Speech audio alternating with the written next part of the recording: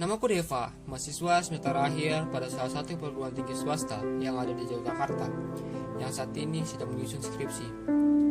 Kebetulan kuliah aku mengambil jurusan pariwisata hospitality. Mungkin aku sama dengan kebanyakan mahasiswa akhir lainnya, harus menunda skripsi akibat corona yang melanda bumi, dan lebih khususnya kita di Indonesia. Di bulan November ini, barulah aku dapat melakukan penelitian skripsi dengan judul Branding City, Pariwisata Kepulauan Kei atau Kabupaten Maluku Tenggara. Dari Bandara Soekarno-Hatta, aku bersama ibuku dan adikku terbang menuju Kei yang sebelumnya transit di kota Ambon. Ibuku ke Kei karena sebuah urusan dan kebetulan bersama dengan tujuanku melakukan penelitian. Jadi bukan aku ditemani ibuku loh, ntar dikira anak mami nanti. Di sela-sela penelitianku, aku sempatkan diriku berkunjung ke kampung halamanku. Namanya Desa Ohiren. Namanya cukup unik ya, Ohiren. Nama besar keluarga kami atau marga kami berasal dari kampung ini. Terkait Desa Ohiren, aku mau berbagi cerita. Dan ceritanya juga aku dapatkan dari bapakku dan saudaraku yang lain. Ohiren merupakan salah satu desa yang berada di Kecamatan Kei Kecil, Barat, Kabupaten Maluku Tenggara, Provinsi Maluku.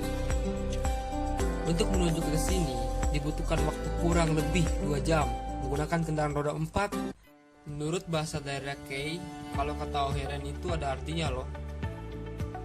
Artinya itu kampung ibu. Sempat aku berpikir kalau namanya kampung ibu, apakah emang ini kampung tertua di Kei atau kampungnya seorang ibu di masa lampau? Entahlah, karena aku kurang referensi tentang ini. Di Desa Ohiren ini, selain marga Farawan, terdapat juga beberapa marga yang lain. Tapi di sini aku hanya mau bercerita tentang margaku, numpang tenar. Menurut bapakku, yang bapakku juga dapat cerita dari saudara-saudaranya, bahwa kami berasal dari Bali. Ini dibuktikan dengan banyaknya peninggalan bersejarah yang ada di kampung kami, termasuk yang disimpan bapakku bernama Lela, semacam miniatur berbentuk meriam yang konon usianya udah ratusan tahun. Desa kami ini sekarang didiami saudara-saudara kami yang mayoritas beragama Kristen, karena umumnya yang beragama Muslim sudah berpindah tinggal di Kota Tual, termasuk bapakku yang juga membuat rumah kami di Kota Tual.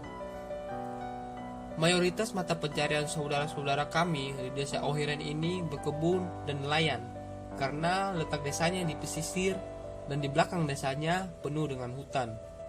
Jadi begini-begini aku anak pesisir loh. Ngomong-ngomong tentang margaku Farawan, itu juga ada artinya loh. Menurut bahasa Kei, kata Fara itu artinya kayu besi, dan Wawan itu artinya di bawah. Jadi lengkapnya di bawah kayu besi. Menurut cerita bapakku, leluhur kami yang datang dari Bali tinggalnya di bawah pohon kayu besi. Maksudnya kakek leluhurku semacam membuat rumah di bawah pohon kayu besi. Maka kaki buyutku selalu dipanggil Toran Farawan oleh warga setempat. Toran artinya tuan. Jadi lengkapnya tuan di bawah pohon kayu besi. Pantesan bapakku kerjanya nggak kenal lelah, kekar banget mirip kayu besi. Dan tahu nggak, kaki buyutku ini ternyata beragama Hindu dan kemudian punya keturunan lalu berpindah agama. Ada yang masuk Islam seperti jalur bapakku dan ada pula yang masuk Kristen seperti kakek saya, yang hingga kini masih Kristen sampai anak cucunya tetap berdiam di desa kami ini. Dari Toran Farawan ini, kita pakai bahasa Kei, mempunyai 5 orang anak. Namanya Kaki Buyut Hasanuddin. Ini yang cucunya lagi temenin aku buat video ini. Namanya Bang Sam.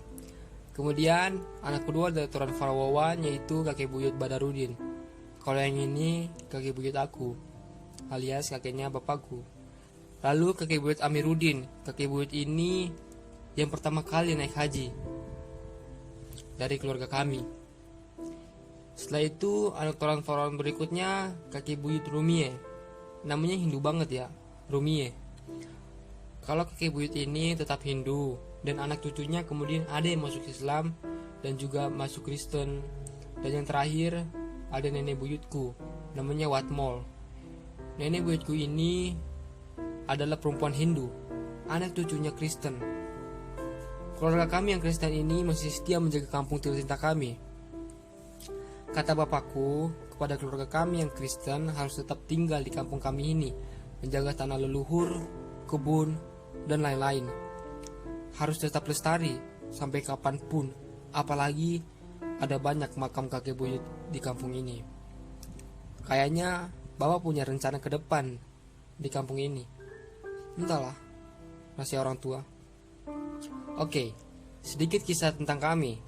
Jadi jangan heran ya kenapa umumnya kami di Maluku satu marga namun beda agama.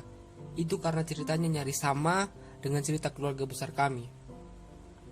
Lalu, bagaimana dengan cerita keluarga kalian? Dari Desa Ohiren, Kabupaten Maluku Tenggara, Provinsi Maluku, aku ucapkan sampai jumpa lagi dalam video berikutnya.